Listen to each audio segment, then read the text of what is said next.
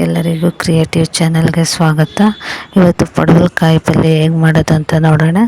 ಮೊದಲನೇ ಬಾರಿಗೆ ನಮ್ಮ ಚಾನಲ್ ನೋಡ್ತೀರಾ ಪ್ಲೀಸ್ ಸಬ್ಸ್ಕ್ರೈಬ್ ಮಾಡಿ, ಒಂದು ಲೈಕ್ ಕೊಡಿ. ನೋಡಿ, ನಾನು ಒಂದು ಉದ್ದ ಪಡವಲಕಾಯಿ ತೊಗೊಂಡಿದ್ದೀನಿ. ನಿಮ್ಮ ಕಡೆ ಯಾವ ಥರ ಸಿಗುತ್ತೋ ಆ ಥರನೂ ಮಾಡ್ಕೊಬೋದು. ಅದ್ರ ಮೇಲೆ ಸಿಪ್ಪೆ ತೆಗೆದುಬಿಟ್ಟಿದ್ದೀನಿ. ಚಾಕುನಲ್ಲಿ ಹಿಂಗೆ ಎರಿದ್ರೆ ಹೊರ್ಟೋಗ್ಬಿಡುತ್ತೆ. ಅದು ತೆಗೆದ್ಬಿಟ್ಟು ಈ ಥರ ಸಣ್ಣಗೆ ಹಚ್ಚಿಟ್ಕೊಂಡಿದ್ದೀನಿ. ಈಗ ಹೇಗೆ ಮಾಡೋದು ಅಂತ ನೋಡೋಣ. ಈಗ ಒಂದು ಪ್ಯಾನ್ ಇಟ್ಕೊಂಡು ಅದಕ್ಕೆ ಒಂದು 3-4 ಸ್ಪೂನಷ್ಟು ಎಣ್ಣೆ ಹಾಕಿದ್ದೀನಿ.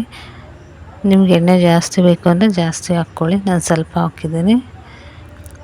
ಈಗ ಎಣ್ಣೆ ಕಾದ ನಂತರ ಸಾಸಿವೆ ಹಾಕಿದ್ದೀನಿ. ಸಾಸಿವೆ ಸಿಡಿದ ನಂತರ ಕಡಲೆಬೇಳೆ, ಉದ್ದಿನಬೇಳೆ ಒಂದೊಂದು ಸ್ಪೂನ್ ತೆಗೆದಿಟ್ಕೊಂಡಿದ್ದೀನಿ. ಕಡಲೆಬೇಳೆ, ಉದ್ದಿನಬೇಳೆ ಹಾಕಿ ಚೆನ್ನಾಗಿ ಎಣ್ಣೆಲಿ ಮಿಕ್ಸ್ ಮಾಡೋಣ. ಗೋಲ್ಡನ್ ಕಲರ್ಗೆ ಚೇಂಜ್ ಆಗಬೇಕು, ಅಲ್ಲಿವರೆಗೂ ಮಿಕ್ಸ್ ಮಾಡಿ ಕರಿಬೇವಿನ ಸೊಪ್ಪು ಹಾಕ್ಕೊಂಡಿದ್ದೀನಿ. ಮತ್ತು ಮೆಣಸಿನ್ಕಾಯಿ ಹಾಕ್ಕೊತಾ ಇದ್ದೀನಿ. ಒಂದು 4-5 ಒಣಗಿರೋ ಮೆಣಸಿನ್ಕಾಯಿ ಹಾಕ್ಕೊತಾ ಇದ್ದೀನಿ. ನೀವು ಬೇಕಂದ್ರೆ ಒಂದು 3 ಸಣ್ಣ ಈರುಳ್ಳಿ ಹೆಚ್ಚಿಟ್ಕೊಂಡಿದ್ದೀನಿ, ಆ ಈರುಳ್ಳಿ ಹಾಕ್ತಾಯಿದ್ದೀನಿ.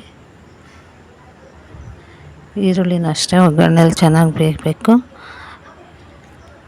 ಕಡಿಮೆ ಉರಿ ಇಟ್ಕೊಂಡು ನೀಟಾಗಿ ಬೇಯಿಸ್ಕೊತಾ ಇದ್ದೀನಿ. ಫ್ರೆಶ್ ಪಡವಲಕಾಯಿ ಆದರೆ ಬೇಗ ಬೇಯುತ್ತೆ.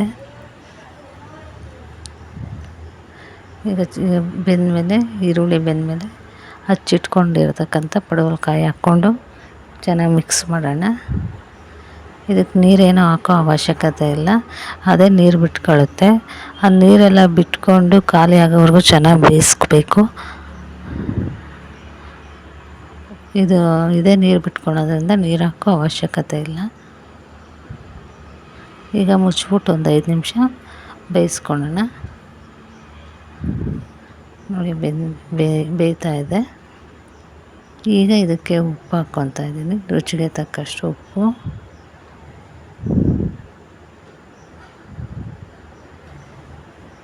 ಚೆನ್ನಾಗಿ ಮಿಕ್ಸ್ ಮಾಡೋಣ. ಈಗ ಉಪ್ಪು ಹಾಕಿದ್ಮೇಲೆ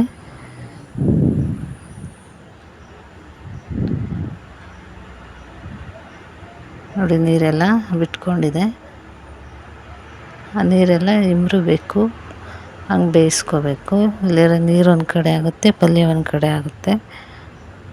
ಅದಕ್ಕೋಸ್ಕರ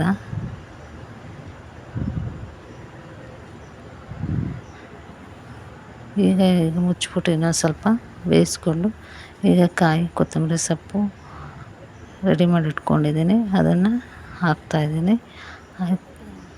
ಹಾಕ್ಬಿಟ್ಟು ಚೆನ್ನಾಗಿ ಒಂದು ರೌಂಡ್ ಮಿಕ್ಸ್ ಮಾಡಿದ್ರೆ ಪಡವಲಕಾಯಿ ಪಲ್ಯ ರೆಡಿಯಾಗಿರುತ್ತೆ.